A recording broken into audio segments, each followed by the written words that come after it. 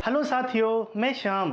भारत के भूगोल के अंतर्गत हम पढ़ रहे थे अपवाह तंत्र, जिसके अंदर हम आज देखेंगे कि भारत के प्रमुख जो झीलें हैं वो कौन कौन सी प्रकार की हैं और कौन कौन सी झीलों का प्रकार कौन कौन सा है, और दूसरे प्रकार के जो अन्य तत्व है जो कि हमारे यहाँ अपवाह तंत्र में महत्वपूर्ण डाटा साबित होंगे, उनका भी अध्ययन हम यहाँ पर करेंगे।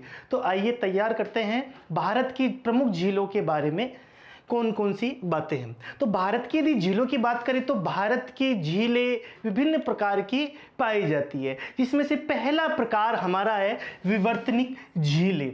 अब विवर्तनिक झीलें कौन सी होती है और ये कहाँ पर पाई जाती है भारत में, इनके बारे में देख लेते हैं।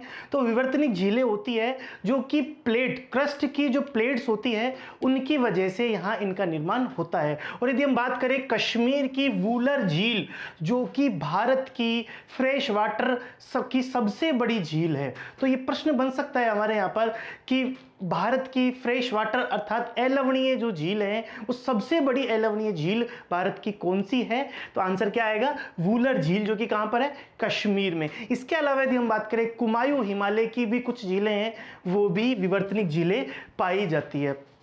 सो मुरीरी ये आदि प्रकार की जो लद्दाख में भी कुछ झीलें पाई जाती है जो कि लवणीय झीलें हैं, वो भी कैसी है, विवर्तनिक झीलों का एक प्रमुख प्रकार होता है। और यह झीलों का जो होती है यह विवर्तनिक क्रियाओं के द्वारा अर्थात क्रस्ट की क्रियाएं, जो यहाँ पर प्लेट्स है पृथ्वी के भूगर्भ में जो विभिन्न प्लेट्स पाई जाती है उनके हलचल की वजह से इनका निर्माण होता है। दूसरे यदि हम प्रकार की बात करें तो ज्वालामुखीय झीलें, क्रेटर के निर्माण की वजह से इनकी उत्पत्ति होती है। यहाँ पर हम चित्र में भी देख सकते हैं कि किस प्रकार से क्रेटर का निर्माण हुआ, ज्वालामुखी की क्रियाएं हुई, और जब ज्वालामुखी की क्रियाएं शांत हो जाती है तो वहां पर इसके मुख पर जो जिसे हम क्रेटर बोलते हैं उसमें पानी भर जाता है, और वो पानी झील के रूप में जब आकार ले लेता है तो उसे ज्वालामुखी झील कहते हैं। भारत के अंदर यदि हम बात करें तो लोनार झील, जो कि कहां पर है, महाराष्ट्र में है। महाराष्ट्र में स्थित लोनार झील किस प्रकार की झील है, ज्वालामुखी झील है। सीधे तौर पर प्रश्न आते हैं और सीधे तौर पर हमें इनके आंसर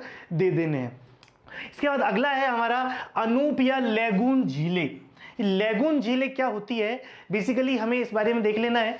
चित्र के द्वारा बताया गया कि कोई यदि बड़ी जल राशि है, जैसे सागर महासागर, इस बड़ी जल राशि के तट पर यदि अवरोधिका आ जाए, ठीक है, कोई बार्स बन जाए, तो इस प्रकार से आंतरिक रूप से जो जल बच जाता है वो एक झील का आकार ले लेता है, जिसे हम लैगून या अनूप झील बोलते हैं। अब हमने अनेक जगह पर लैगून झील का नाम तो सुनते हैं, लैगून का नाम तो हम सुनते हैं, लेकिन इसको वास्तविक रूप से हिंदी में बोलते हैं अनूप। ध्यान कर लीजिएगा, अनूप और लैगून एक ही शब्द है, बात है यहाँ पर हिंदी और इंग्लिश की है। तो हमें ध्यान कर लेना है कि अनूप या लैगून झील है वो भारत में कौन कौन सी है, चिल्का झील, ओडिशा के अंदर जो चिल्का झील है वो अनूप झील है।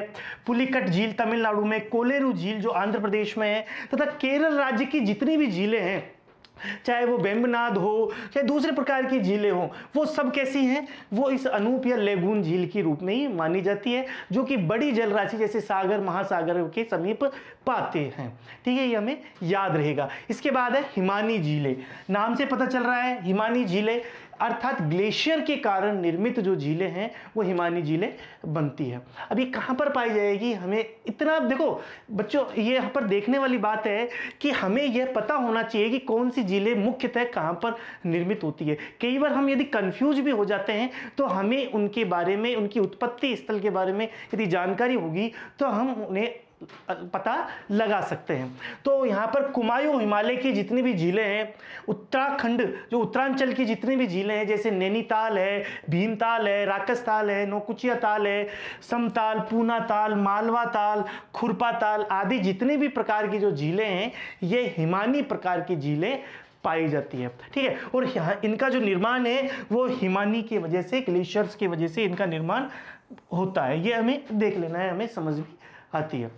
इसके बाद हम देखते हैं यहाँ पर वायु द्वारा निर्मित जो झीलें हैं। अब वायु द्वारा निर्मित झीलें कहाँ पर होगी, जहाँ वायु प्रबल अवस्था में होगी, जैसे कि भारत में पश्चिमी राजस्थान के अंदर इस प्रकार की झीलें पाई जाती है। इसके अलावा यदि हम बात करें तो राजस्थान की सांभर, डिडवाना, लून करनसर और पंचभद्रा ये जो आदि झीलें हैं वो वायु द्वारा निर्मित झीलें हैं। यहाँ पर हम सांभर की स्थिति देख सकते हैं, और सांभर से भारी मात्रा में नमक की प्राप्ति यहाँ पर होती है, यह भी हम जानते हैं। इसके बाद देखते हैं कुछ महत्वपूर्ण तथ्य जो कि हमारे अफवाह तंत्र में से संबंधित है और वहां से प्रश्न पूछे जा सकते हैं। जैसे कि एक प्रश्न बनता है कि निम्न में से पूर्ववर्ती नदियों का उदाहरण कौन सा है। तो पूर्ववर्ती नदियों के बारे में पहले भी बता चुका हूं, यहां पर मैं दोबारा बता देता हूं कि यदि कोई इस तरह करतिया है, यहां पर ये नदी पूर्व में बह रही है, किसी भी दिशा से बह रही है, ठीक है। यदि ये दिशा से बह रही है, बीच में कोई अवरोधक बनता है, कोई पर्वत स्थलाकृतियां का निर्माण होता है, तो उससे पूर्व की वो नदियां थी। जैसे कि यदि हम बात करें यहाँ भारत के संदर्भ में, तो हिमालय की उत्पत्ति एक महत्वपूर्ण अवस्था साबित हुई, ठीक है।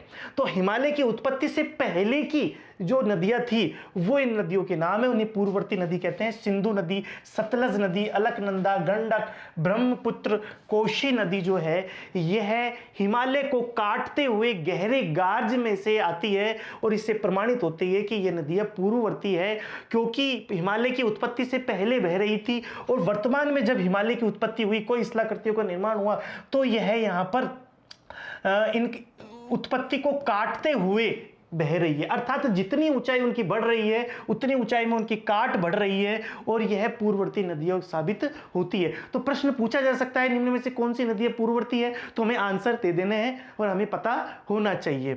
जो भी लद्दाख से तिब्बत से जो नदियां आ रही है वो सब क्या है, ज्यादातर पूर्ववर्ती नदियों का ही उदाहरण, क्योंकि पूरे हिमालय को काटते हुए आ रही है। एक और यहां पर बात करते हैं, एक मान्यता के अनुसार उत्तर भारत की जितनी भी नदियां हैं वो एक पहले एक नदी बहती थी, ठीक है, पहले एक नदी बहती थी जिसे इंडो ब्रह्म नदी के नाम दिया गया था। क्या नाम दिया गया था? इंडो ब्रह्म। और जब हिमालय की उत्पत्ति हुई और उससे संबंधित जब क्रियाएं हुई तो उनके वजह से इस इंडो ब्रह्म की जो दिशा थी वो अलग हो गई और वर्तमान में इसके जो प्रवाह है वो सिंधु के रूप में, गंगा के रूप में अलग अलग विभिन्न दिशाओं में हो गए। और वर्तमान में जो अंबाला कटक जो बनता है, अंबाला कटक इन दोनों को विपरीत दिशाओं में प्रेरित करता है। तो पहले ये यहां असम से लेकर के पंजाब तक पूरे उत्तर भारत में एक ही नदी बहती थी जिसका नाम था इंडो ब्रह्म। एक मान्यता है। तो प्रश्न पूछा जा सकता है कि एक मान्यता के अनुसार संपूर्ण पंजाब से लेकर के असम तक एक ही नदी बहती थी, उसका क्या नाम था? इंडो ब्रह्म। जब हिमालय की उत्पत्ति हुई और उससे संबंधित क्रियाएं हुई, भारतीय प्लेट टकराई, ठीक है, इस प्रकार की भूगर्भीय घटनाओं के कारण इस इंडो ब्रह्म नदी की जो दिशा थी वो अलग हो गई, छिन्न भिन्न हो गई और वर्तमान में इनकी अलग अलग दिशाओं के रूप में हमें प्राप्त होता है, ठीक है। ये हमें ध्यान रहना चाहिए। एक और बड़ा इंटरेस्टिंग फैक्ट है हमारे सामने कि एक नदी है तीस्ता नदी। तीस्ता नदी, अब ये जो नदी थी पहले गंगा की सहायक नदी हुआ करती थी, लेकिन बहुत ही इंटरेस्टिंग बात है कि सन 1787 में एक बाढ़ आई थी और उस बाढ़ के कारण यह गंगा की सहायक नदी ना होकर के वर्तमान में ब्रह्मपुत्र नदी की सहायक नदी हो गई है। तो यहाँ पर समय के सापेक्ष में नदियां भी अपना मार्ग परिवर्तित करती है, ठीक है, यह भी हमें ध्यान कर लेना है, प्रश्न पूछा जा सकता है। एक और यहाँ पर एक इंटरेस्टिंग फैक्ट है कि ब्रह्मपुत्र नदी, ये ब्रह्मपुत्र नदी इस तरीके से यहाँ पर हमारे अरुणाचल प्रदेश से आती हुई तिब्बत से आकर के अरुणाचल प्रदेश में आकर के यहाँ इस तरीके से असम में बह करके यहाँ इस तरीके से चली जाती। तो यहाँ पर ब्रह्मपुत्र नदी की दिशा इस तरफ है, ठीक है, इस तरीके से यहाँ पर इसकी दिशा है, लेकिन इसकी दो सहायक नदियां हैं जिसका नाम है दिबांग और लोहित नदियां। यह ब्रह्मपुत्र नदी की दिशा के विपरीत दिशा में, जैसे कि इस दिशा से, ठीक है, इस दिशा से बहती हुई विपरीत दिशा में आती है, जिसे कहते हैं क्रमहीन अपवाह। जिसे क्या कहते हैं? क्रमहीन अपवाह कहते हैं, और उस दिशा से आकर के इसमें गिर जाती है। प्रश्न पूछे जा सकते हैं, छोटी छोटी बातें हैं इनके बारे में हमें पता होना चाहिए, ठीक है। तो दिबांग और लोहित जो नदियां है, ब्रह्मपुत्र नदी की जो सहायक नदियां है, वो इसकी दिशा, जिस दिशा से ये बहती है उसकी विपरीत दिशा से आती हुई इसमें मिलती है। बड़ा इंटरेस्टिंग इसमें फैक्ट है। और राजस्थान और लद्दाख के मरुस्थल में अंतः स्थलीय अपवाह के उदाहरण भी यहाँ पर देखने को मिलते हैं। यहाँ भी देखने वाली बात है कि ऐसी भी नदियां हैं जो कहीं पर जाकर के खत्म नहीं होती, स्वतंत्र रूप से अपना जल समाप्त कर देती है, किसी भी सागर महासागर में खत्म नहीं होती।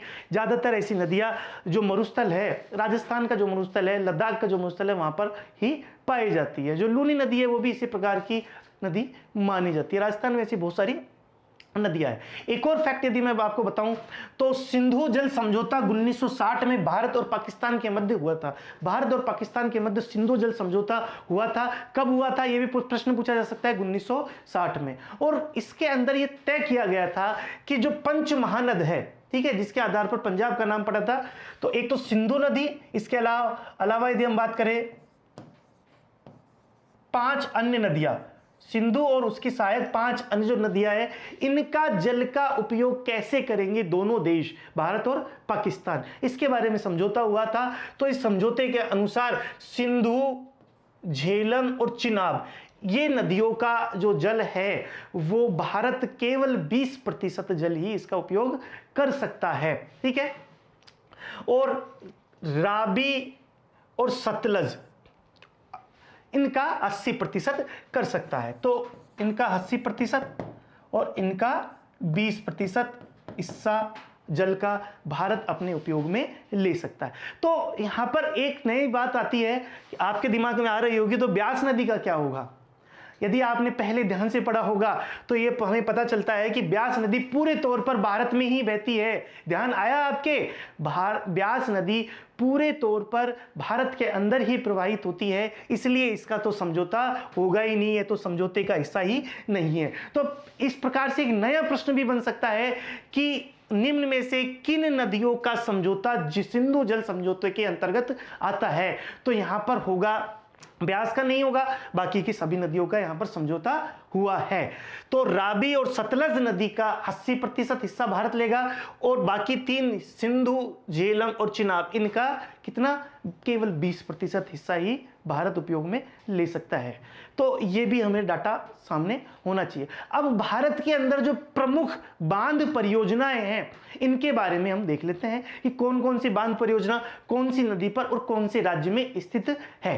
तो यहां पर हम देख लेते हैं इस टेबल के द्वारा, अच्छे से देख लेना है। भाखड़ा बांध जो परियोजना है वो सतलज नदी में है और हिमाचल प्रदेश में है। यहां पर एक चीज और मैं ऐड कर देता हूं, जो भाखड़ा नांगल है, यहां पर नांगल जो है वो पंजाब में है एक साथ ही बिल्कुल पास पास में है, लेकिन यहां पर भाखड़ा जो है वो हिमाचल प्रदेश में सतलज नदी पर है और नांगल है वो होने को सतलज नदी पर ही है, लेकिन पंजाब राज्य में स्थित है। ध्यान कर लेना है, प्रश्न घुमा करके पूछा जा सकता है। यदि हम बात करें नाथपा झाकरी की, तो सतलज नदी पर है, हिमाचल प्रदेश में ही स्थित है। पोंग बांध परियोजना व्यास नदी पर है। यह प्रश्न कई बार पूछा गया है कि पोंग जो बांध परियोजना है वो किस नदी पर स्थित है, तो व्यास नदी पर है, हिमाचल प्रदेश में ही यहां पर स्थित है। चमेरा बांध परियोजना रावी नदी पर, हिमाचल प्रदेश में। यदि हम बात करें पार्वती बांध परियोजना, पार्वती नदी पर, हिमाचल प्रदेश में। पार्वती बांध परियोजना पार्वती नदी पर, ध्यान रहेगा। रानगिट बांध परियोजना तीस्ता नदी पर, सिक्किम के अंदर यहां पर स्थित है। और जवाहर सागर बांध परियोजना चंबल नदी पर है, राजस्थान में, ठीक है। ये हमें ध्यान रहेगा, यहां पर भी ये इंपॉर्टेंट है कि जवाहर सागर बांध परियोजना है वो राजस्थान के अंदर है। और इसी तरीके से राणा प्रताप सागर जो बांध परियोजना है ये भी चंबल नदी के इसी के समीप है, वो भी राजस्थान में है। कोयना बांध परियोजना, ये इंपॉर्टेंट है, कोयना, यहाँ पर कोयना इस वजह से भी है क्योंकि कोयना, ऐसा कुछ वैज्ञानिक मानते हैं कि यहाँ पर एक भूकंप आया था, ठीक है।